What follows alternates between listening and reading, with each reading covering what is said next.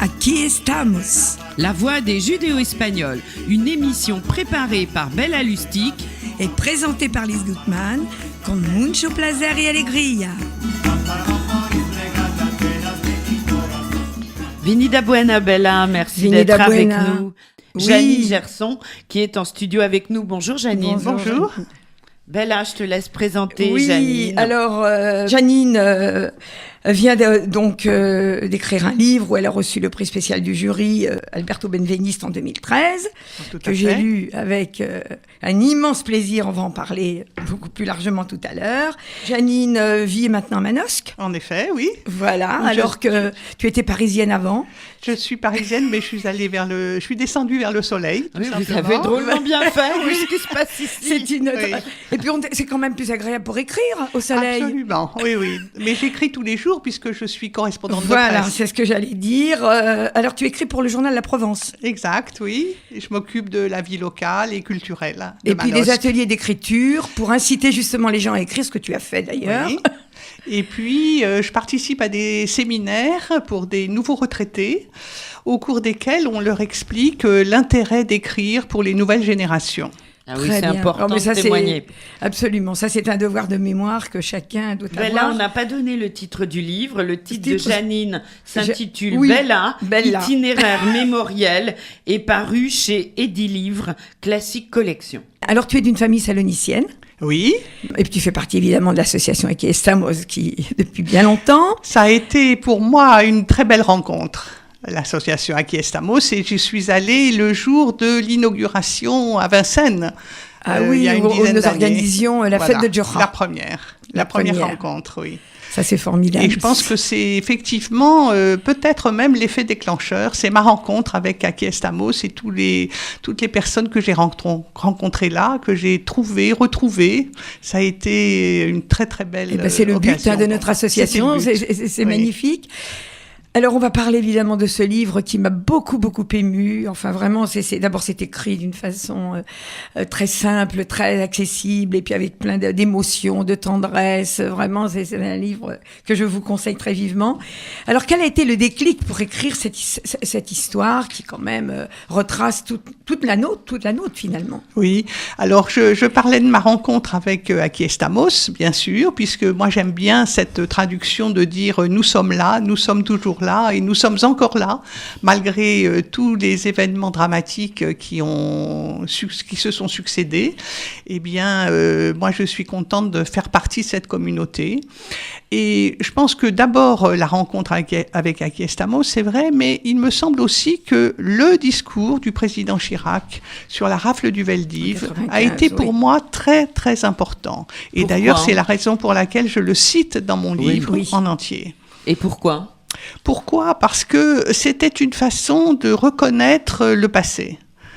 Et le fait de me rendre compte que l'État français avait une responsabilité dans les événements que nous avions connus.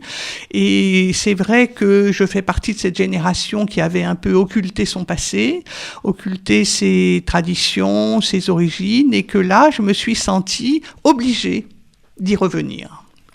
Et donc, votre famille a été raflée au moment du Veldiv ? Non, pas vraiment. Nous avons été arrêtés, mes parents, mon père, ma mère, mon frère et moi, en janvier 1944. Et par miracle, on nous a laissé repartir, ma mère, mon frère et moi. Ils ont gardé mon père. Nos grands-parents ont été déportés, des oncles, des tantes, etc. Une grande partie de la famille. D'ailleurs, dans le livre, tu le dis avec beaucoup d'émotion. Alors, le déclic quand même pour écrire ce livre, en dehors d'Aquí Estamos et Oui. puis du discours de Chirac, je pense que c'est quand même ces photos retrouvées. Les photos retrouvées, c'est vrai, parce que je ne sais pas si vous savez que vous vous souvenez sans doute qu'avant, on ne mettait pas les dates et on ne mettait pas les Non, parce qu'aujourd'hui, on a tous les renseignements, les renseignements sur les photos. Et moi, ce qui m'a troublée, c'est qu'on voyait des photos de gens dont on avait oublié les noms. Et je me suis dit que c'était des gens doublement oubliés. Et en voyant vieillir ma mère, je me suis dit que c'était le moment de lui demander de me raconter ce qu'elle n'avait jamais raconté. Oui, elle s'est tue pendant des années, finalement. Et oui, c'est le problème des gens de cette génération qui ont eu du mal à raconter l'horreur. Hein. Absolument. Oui. D'ailleurs, alors, c'est assez original parce que finalement, c'est au cours des visites dans cette maison de retraite que petit à petit, les choses vont se délier. Ce devoir de mémoire va devenir important pour la maman. Et elle ferme les yeux, elle se souvient et elle commence à raconter. Oui, exactement. Et c'est ce dialogue qui va, d'une part, alimenter le présent de la narratrice, car cette narratrice, évidemment, c'est moi. Bien sûr. Mais ce livre se présente sous un dialogue parce que je ne voulais pas tomber dans le pathos. Et ce dialogue me permet, me semble-t-il, d'alterner les problèmes quotidiens que nous avons tous et puis le problème du devoir de mémoire. Et au fur et à mesure, Marianne, la narratrice, demande à sa mère de lui raconter son enfance à Salonique, à l'école de l'Alliance, l'atelier de couture, son arrivée à Paris. Et son arrivée à Paris, évidemment, c'était où ? Dans le quartier de la Roquette. Où toute la communauté se retrouvait et fréquentait le café Le Bosphore, allait au magasin des 5 continents que nous avons tous connus. Oui, tout à fait. Oui, et il y a une chose aussi qui m'a beaucoup frappée, c'est que il y a beaucoup de pudeur, parce que quand tu sens tout de même qu'elle est fatiguée tu reportes à une autre visite, et toi tu rentres dans ton quotidien. Et se retrouver dans le quotidien d'un seul coup, c'est très difficile. Très difficile. Ça a été une période à la fois douloureuse et magnifique, parce que je sentais bien que ma mère était fatiguée, mais je sentais aussi qu'elle se sentait gratifiée, écoutée, apaisée, je dirais aussi, même. Oui, oui, absolument. Et comment avez-vous senti qu'elle avait besoin de parler ? Elle avait besoin ou c'était vous qui aviez besoin ? Les deux, peut-être. C'est sur les photos aussi, je pense. Oui. Même, en lui posant des questions précises sur telle ou telle photo, ça a peut-être déclenché pas mal de souvenirs. Et puis aussi, je lui ai proposé de l'enregistrer. Oui. Et ça, je crois que ça lui a fait plaisir, finalement. Donc, j'arrivais toutes les semaines avec mon petit magnétophone et je me rendais compte que d'un rendez-vous à l'autre, elle préparait nos rendez-vous et nos entretiens. Donc, elle se sentait tout à fait valorisée. Et d'une semaine sur l'autre, elle me disait, quand j'arrivais, tiens, j'ai repensé au nom de la maîtresse, l'institutrice que j'avais, Mademoiselle Amaradji, à la science, etc. Donc, c'était pour elle une époque très, très riche, je crois. Alors, il y a aussi un moment extrêmement émouvant, c'est quand elle parle de Jo Solal. De Jo Solal. Ah oui, alors, bien qui sûr. est Jo Solal ? Jo Solal, c'est le mari qu'on va lui présenter, puisque évidemment, on se mariait dans la communauté sur présentation. Bien sûr. Voilà, donc Jo Solal est salonicien aussi, et il se marie juste avant la guerre. Et c'est vrai qu'il a fait partie, au moment de la déclaration de la guerre, des engagés volontaires étrangers. Oui. Alors, je raconte cette histoire des régiments ficelles, moi qui m'a beaucoup frappée, parce que je l'ai appris en faisant mes recherches quand j'écrivais le livre. C'est très détaillé d'ailleurs, c'est très, très intéressant, oui. C'est très dur. C'est très, très dur, oui. Oui, parce que j'ai constaté que les engagés volontaires étrangers, au lieu d'être accueillis à bras ouverts, étaient accueillis avec méfiance. Oui, bien sûr. En fait. Bien sûr. Et donc, quand ils sont arrivés au camp de Port-Barcarès, on leur a donné des uniformes dépareillés dont les militaires français ne voulaient pas, et des fusils sans bandoulière. Si bien que pour les accrocher, ils ont installé des ficelles, et du coup, on les a surnommés Les régiments ficelles. Les régiments ficelles. Ouais. C'est terrible. C'est terrible, oui. Alors, ce que je trouve de formidable aussi, c'est sa rencontre dans ce café à Madrid. Et alors, c'est merveilleux parce que finalement, à l'époque, c'est vrai, ça se passait toujours. Moi, mes parents aussi ont été présentés. Oui. Et elle est un petit peu furieuse, justement, de ne pas pouvoir maîtriser sa vie. Et elle dit d'ailleurs cette phrase que j'ai toujours entendue, « Mi padre me casava e io non lo sabia ». Mon père me marie et moi, je ne le sais pas. Je ne savais pas. Ah oui, terrible. C'est terrible. Et ça, j'ai entendu ça chez moi. Oui, et puis elle faisait partie d'une génération qui commençait à vouloir un peu plus de liberté. Et elle était venue à Paris aussi pensant être un peu plus libre qu'à Salonique. Et alors, elle, à un moment du livre aussi, elle sort cette lettre. Elle sort cette lettre-là, elle reçoit la lettre de Jo. Oui. Qu'elle a gardée jalousement sur elle pendant des années. Pliée, petit. C'est terrible. C'est ça, les années d'errance, on garde toujours les documents les plus forts. Oui, c'est formidable. Alors, à travers ce livre aussi, tu nous fais un peu voyager, un peu à Salonique. À Rio. À Rio. Où la sœur aînée est envoyée pour épouser un cousin. Là aussi, c'est un mariage plus ou moins... C'était un mariage arrangé. Et quand elle arrive à Rio, elle écrit une lettre à ses parents en disant « Non, je veux pas l'épouser, il est trop petit, il est trop vieux, il est trop laid. » Et les parents lui disent « Écoute, tu restes à Rio, c'est un mariage, c'est un contrat et tu respectes le contrat. » Et elle est restée. Et elle est restée. Elle est restée, elle l'a épousé, elle a eu des enfants, des petits-enfants. Et finalement, je me dis qu'elle a eu raison de rester à Rio. Bien sûr, parce qu'elle a sollicité toute sa famille à Paris. Absolument. En sentant tout à fait que les choses allaient très très mal pour les Juifs à partir en Allemagne avec la nuit de cristal, etc. Et ça, je trouve que c'est très troublant aussi. C'est très troublant, exactement. Parce que quand la communauté juive reçoit cette lettre d'Esther qui est à Rio, eux n'y croient pas.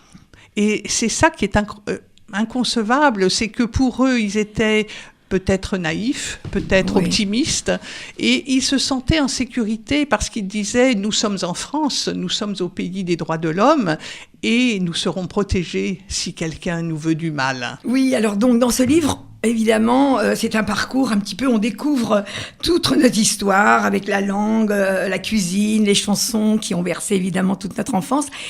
Et il y a une partie très très savoureuse aussi, c'est que tu vas donc aux 5 continents, dans le quartier Voltaire qu'on connaît très bien, et tu lui apportes des spécialités. Et là, c'est un grand moment pour elle. Oui, moi je crois que on dit toujours que la culture passe par la cuisine et les plats et la saveur de ce qu'on a goûté quand on était enfant.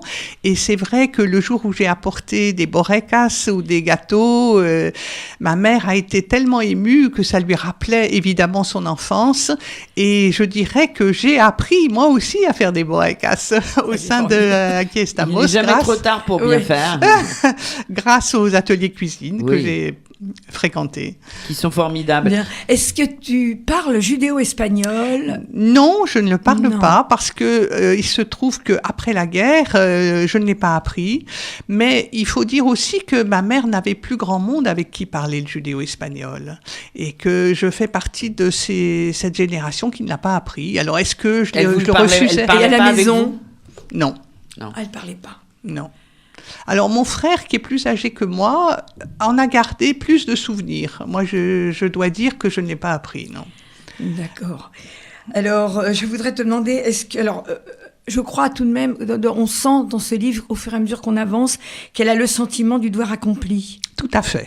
Tout à fait. Je crois que ça, c'est une façon de transmettre, comme je le dis souvent, et c'est le rôle que je me suis donné, c'est le rôle de passeur de mémoire.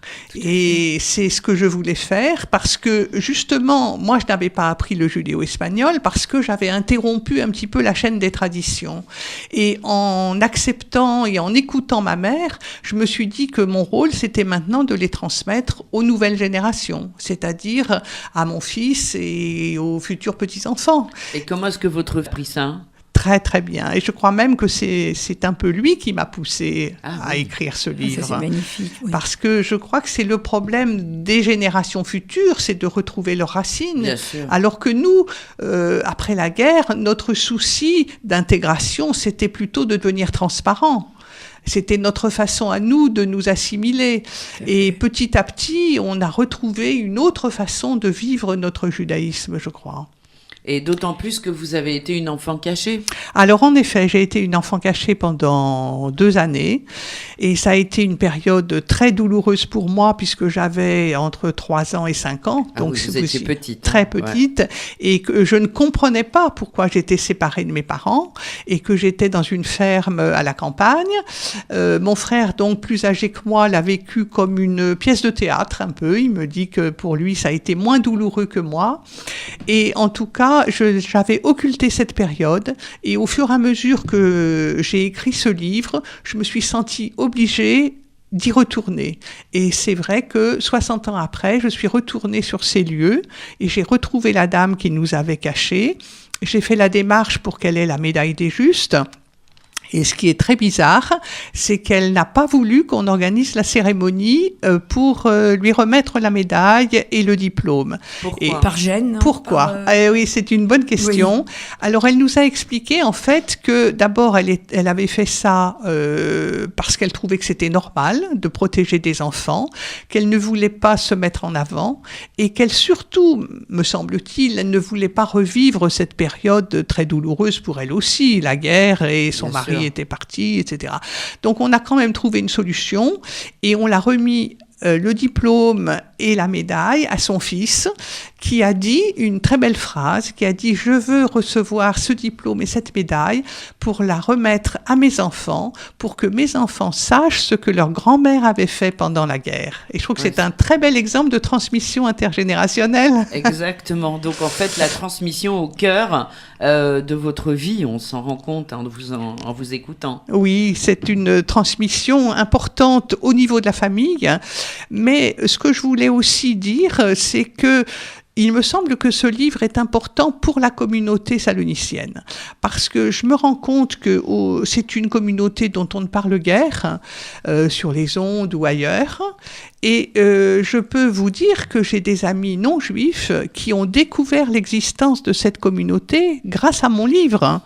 Donc je me dis que c'est un petit bout de ma mission que j'ai remplie. C'est la raison pour laquelle je vous conseille très vivement de venir à l'université où dans la semaine, Janine Gerson va parler de son livre, elle vous le dédicacera. Ce sera quand ? Ce sera le mercredi. Mercredi, il y a une table ronde sur les autobiographies à laquelle je participerai. Elle vous parlera de son livre avec passion. Plongez-vous vraiment dans notre univers, c'est une petite vraiment un bijou. L'émission malheureusement touche à sa fin. On n'écoutera pas de chanson. Si, on a juste le temps d'écouter un petit bout. C'est gentil. Et c'est Janine qui nous l'a apporté. C'est la version de Dourmet que chantait ta Françoise Atlan.